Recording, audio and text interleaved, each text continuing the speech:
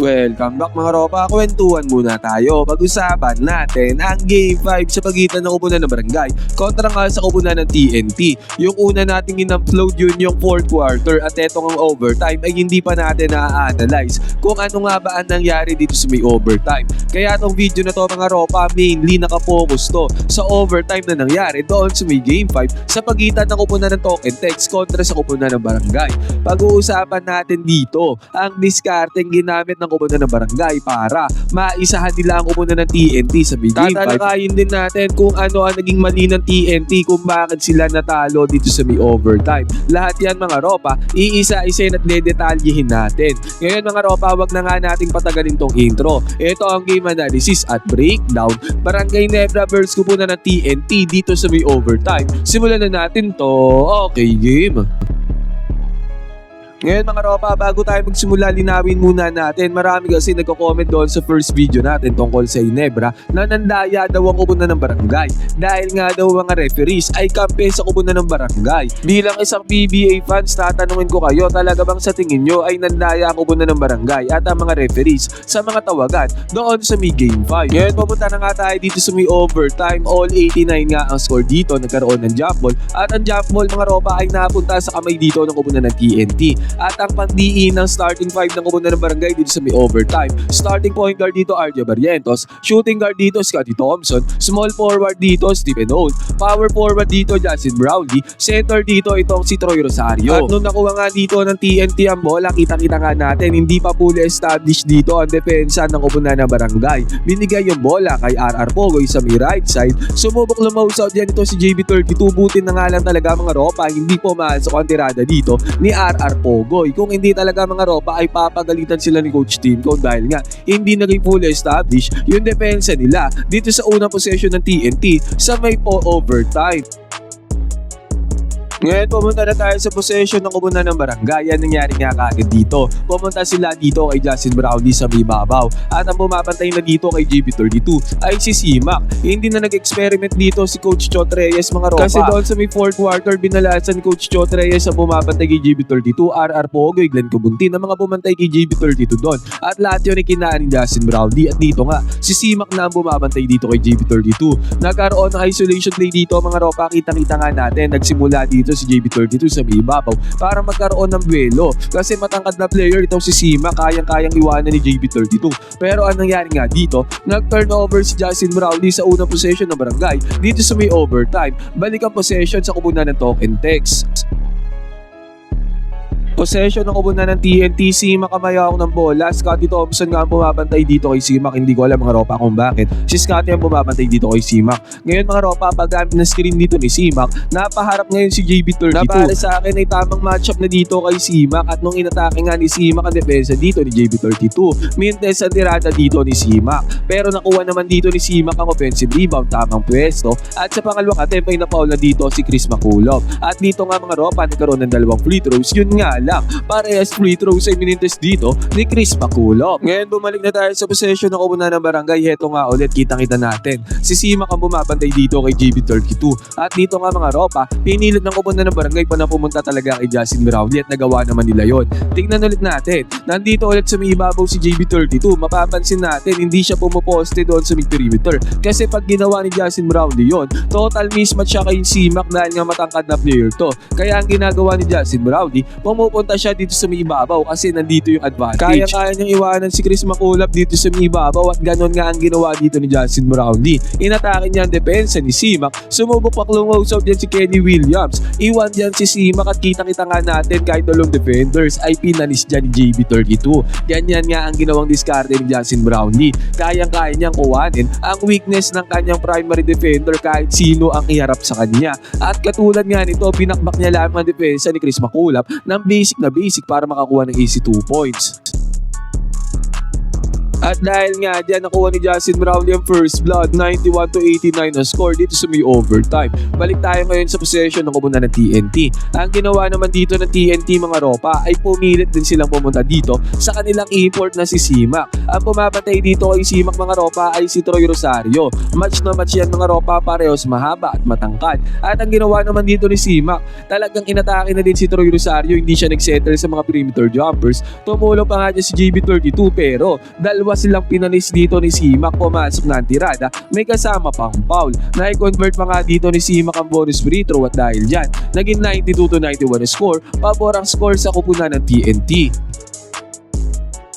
Bumalik tayo sa possession ng kupunan ng Barangay. Ganun nga ulit ang kanilang ginawa. Nagpumilit talaga sila pumunta kay Justin Brownlee at nagawa naman nila yon. Pero nagkaroon ng multiple screens dito sa may ibabaw. Kaya paglabas dito ni JB32, ang pumapantay sa kanya dito ay si Ray ng Batak. At kitang-kita nga natin, aatakin niya ni Justin Brownlee. Pero ang ginawa kagad dito ni Ray ay pumalit siya dito kay Simak para sa mid-depensa. At nung nagpalit mga ropa, tinirahan kagad ni JB32 na perimeter jumper ang depensa ng kupunan ng TNT. Sayang nga lang mga ropa, mintes ang tirada dito ni JB32. Ngayon mga ropa, bumalik tayo sa possession ng kupunan ng token text. Ang nangyari naman, Jordan Heading naman na naghahawak ng bola, nagpaset siya ng screen dito sa ibabaw. Katulad nga doon sa may fourth quarter, gandun ni coverage at defense ang ginagawa ng kupunan ng Ginebra pagka nagkakaroon ng screenan dito sa ibabaw. Double team ang kanilang pinapakita. At ang nangyari nga dito, nag-hesitate itong si Jordan Heading pero hindi yan umubra kay JB32. Enough resistance ang ginawa dito sa may reverse, mintes sa tirada dito ni Jordan Heading.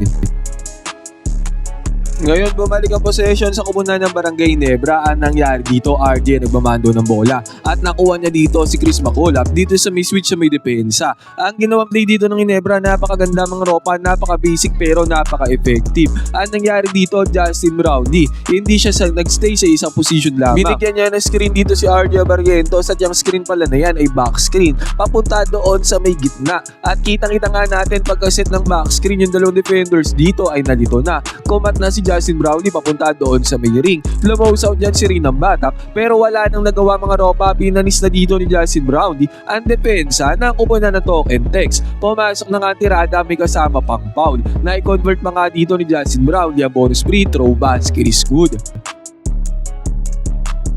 At dahil nga dyan, naging 94-92 ang score, 2 minuto at kalahati ang natitira dito sa may overtime. Paubos na nga ang oras. Bumalik ang possession sa kupunan ng TNT. Jordan Heading ang nagmamando ng bola at gumamit nga ulit siya ng screen. Paulit-ulit na gumagamit ng screen si Jordan Heading kahit doon sa may fourth quarter. At lagi nga double team ang ginagawa dito ng Barangay against sa kanya. At naging sobrang effective nga yan dahil hindi naman nakakascore dyan si Jordan Heading. Ngayon, na-kick out niya nga yung bola, mabagal nga ang pagka-kick out ng bola. Sayang hindi to na-check ng Barangay. Nasalo ni Ray ng Batak at ang ginawa dito ni Ray ng Batak na iwanan yung primary defender sa may relocate sa may perimeter. Good shot ang ginawa dito ni Ray ng Batak, pumasok ang tirada, basket is good. Kaya naging all 94 ang score, dikdikan pa din ang laban hanggang matapos tong overtime. At sa possession ng Barangay, RJ Barrientos ulit ang gumando ng bola. Gumamit siya ng ball screen sa may ibabaw para makuha niya si Kelly Williams sa may depensa. Naka-recover naman dito yung primary defender ni RJ pero inatake ni RJ ang depensa dito ng TNT, dalawang defenders sa sumalubong sa kanya dyan. Pero acrobatic shot ang pinakawalan dito ni RJ. Ang malapit dito, pumasok ang acrobatic shot dyan, nakasama pang ang foul. Grabing tirada ang ginawa dyan ni RJ. Kilig na kilig nga dyan si Arlab Barrientos mga ropa at napahiga pa nga dito si Arlab Barrientos sa kanyang tirada. Ang sayang nga lang dito, hindi na-convert dito ni RJ yung bonus free throw. Possession ulit ng kupunan ng TNT.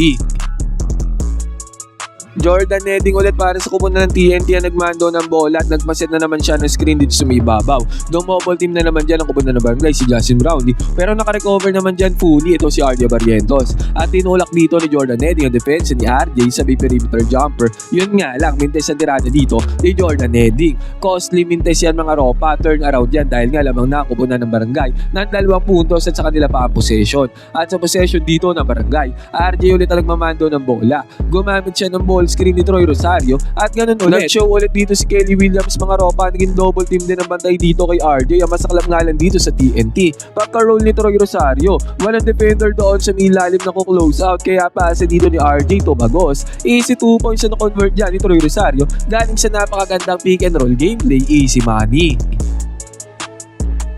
Kaya naging 98-94 na ang score na pangawakan na ng Barangay ang Kalamangan. 1 minute and 40 seconds na natitira dito sa may overtime. Napa-timeout dyan ang kumunta ng TNT. After ng timeout, nagpunta sila kay Chris Makulap na binabantayan dito ni JB32 sa may perimeter baseline. Umatake dito si Simak. Na-foul siya dito ni JB32 kaya nagkaroon ng 2 free throws dito si Simak. Pero kailangan mag-practice si Simak sa free throw area dahil marami-raming free throws na din ang kanya minintest. Minintest nga ang first attempt. Buti nga mga ropa nakuha niya dito yung second attempt. Kitang-kita nga natin sa mukha dito ni Coach Chot Reyes ang panghihinayang sa mga free throws na ginagawa ni Simak. Bumalik ang possession sa kubunan ng Barangay. Sa possession ng kubunan ng Barangay, RD na naman na nagumando ng bola. Kay RD na nga sila pumupunta mga ropa, hindi na kay JB32. At gumamit nga ulit ng ball screen dito sa may ibabaw para makuha dito si Kelly Williams sa may mismatch. At kita-kita nga natin sa may ibabaw, dalawa na lang mga players, isolation play na nangyari. Kinapitalize siya ni RJ. Naiwanan na dito si Kelly Williams mga ropa, nagkaroon na ng open look, sayang nga lang. Hindi dito na-convert ni RJ Barrientos, ang easy 2 points na sana. Nagpunta ulit ang kubunan ng TNT kay Simak doon kay Justin Brownlee sa may perimeter. Ganun nga ulit ang kanilang ginawa. Inatake na naman ni Simak dito si JB32. Pero sa pagkakataon na to, good defense. Natawagan ng charging foul dito si Simak mga ropa. Good defense ang ginawa dyan ni Justin Brownlee. Ayan, kayo na ang umusga mga ropa kung talagang charging foul lang tamang itawag dito kay Simak. Kaya bumalik ang possession sa kubunan ng Barangay na kung saan RJ na naman ang pinagawak nila ng bola. At ang nangyari nga dito, kumuha na naman ng ball screen. Napaswitch na naman dito si Kelly Williams. Yan discarding ginagamit ng kubunan ng Barangay dito sa huling minuto ng overtime. At ang nangyari nga dito, ginalawan ni RJ, binatak pabalik dito sa may 3-point area. Yun nga lang, kapos sa tirada dito ni RJ. Sayang yung mga opportunities na yan against kay Kelly Williams. Possession ng kumunta ng TNT, Jason Castro, nagmano ng bola sa mibabaw, nagpasit siya ng ball screen dito kay Simak. At ang nangyari dyan, bagsak si RJ sa base screen. Naging pick and pop gameplay mga ropa, tirada ni Simak sa may top of the key. Pero nag-mid-test, nakuha dito yung offensive rebound. RR Pogi naman ang tumirada, pero mintes na naman mga ropa. At dahil nga dyan, na-foul na si RJ dito sa may rebound. Kita-kita nga natin dito, 98-95 ang score, kaya nagti-3-pointer ang kumunta ng TNT. At segundo na lang natitira sa may overtime. Ang masaklap sa TNT, free throws dito si RJ ng 2 beses. Naipasok dito ni RJ ang 2 crucial free throws mga ropa, napaka-crucial niyan. Kaya naging 100-95 ang score. 14 seconds na lang ang natitira sa may game. Napa-timeout ang kubunan na talk and text. At dahil 5 points nga ang Kalamangan, kailangan ng talk and text ng long range bombs para tapyasan ng Kalamangan ang kumunta ng Barangay Nebra. Jordan Heading na naman ang tumirada, 4-point shot ang kanyang binanatan, pero nag-mintes kay Jordan Heading. Nakuha ang offensive rebound, another 4-point shot na naman ang ginawa dito ni Jordan Heading. Mintes na naman mga ropa at dyan na nga tuluyang naubos ang oras. Nakuha ng Barangay ang panalo dito sa may overtime, 100-95 ang score. Na-outlast sila ang kumunta ng TNT mga ropa dito sa may overtime, kaya napangawakan nila ang 3-2 series lead mga ropa. Ngayon kayo na kaagad ang tatanungin ko sa Game 6, sino sa tingin nyo ang makakakuha ng panalo? Magcha-champion na ba ang Barangay? Matagal na din kasi silang hindi nag-champion mga ropa o makaka-fourth spot ng Game 7 ng kupunan ng TNT. Pwede kayo mag-comment dyan sa bang opinion mga ropa, magkwentuhan tayo.